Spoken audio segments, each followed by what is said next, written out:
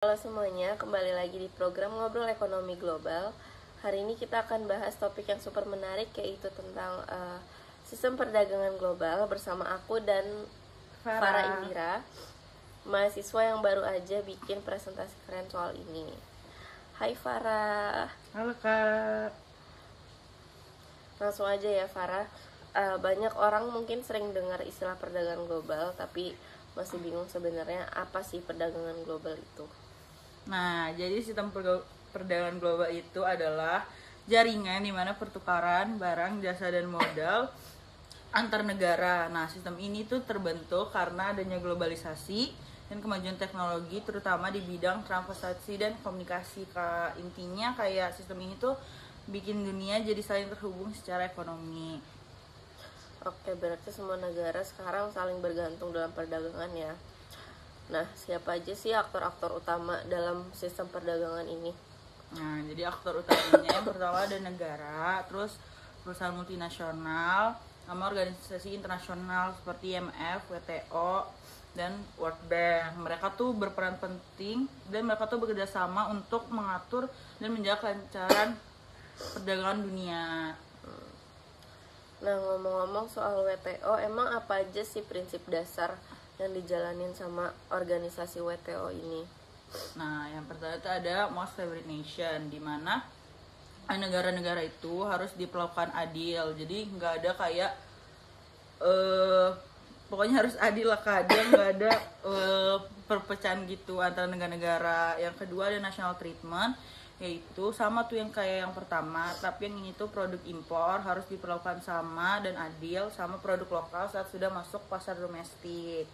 Lalu yang terakhir, WTO itu juga menjunjung transportasi dan negosiasi multilateral dan mendorong liberalisasi perdagangan, misalnya lewat pengurangan tarif hambatan non-tunai. Berarti sistemnya tuh cukup kompleks ya, tapi pasti ada sisi positifnya dong.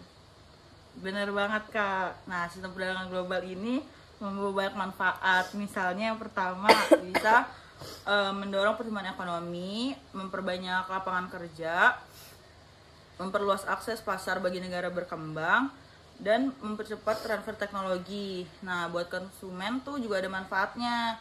Harga barang jadi lebih kompetitif dan pilihan produknya tuh lebih banyak dan beragam. Menarik banget ya. Tapi kalau ada manfaatnya pasti juga ada tantangannya kan. Nah, itu dia tantangan utamanya adalah yang pertama tuh adanya ketidaksetaraan antara negara maju dan berkembang. Lalu masih ada masalah proteksionisme dan perang dagang. Contohnya tuh kayak Amerika Serikat dan China. Kak ngantuk ya Kak? Terus ada isu lingkungan juga penting karena perdagangan global bisa berdampak pada keberlanjutan dan perubahan iklim. Belum lagi masalah eksploitasi buruh serta standar hak asasi manusia Kak. Dan di era digital sekarang tuh perdagangan juga makin berubah karena adanya e-commerce kayak Shopee, TikTok Shop, Tokopedia, dan digitalisasi. Lengkap banget berarti ya. Jadi kalau disimpulin, sistem perdagangan global ini tuh ibarat dua sisi mata uang yang banyak peluang tapi juga banyak tantangan gitu. Iya, benar banget Kak. Kuncinya itu bagaimana kita tuh bisa menjaga keseimbangan antara pertumbuhan ekonomi, keadilan antar negara, dan keberlanjutan lingkungan. Keren banget pembahasannya. Keren lah. Makasih Farah udah berbagi insight hari ini. Sama-sama. Semoga bisa memberikan manfaat bagi penonton-penonton di rumah, pemirsa. Oke, itu dia pembahasan kita tentang sistem perdagangan global. Jangan lupa like, share, comment, and subscribe. Jangan ketinggalan obrolan menarik selanjutnya ya guys. Lanjut. Kalau saya masih hidup.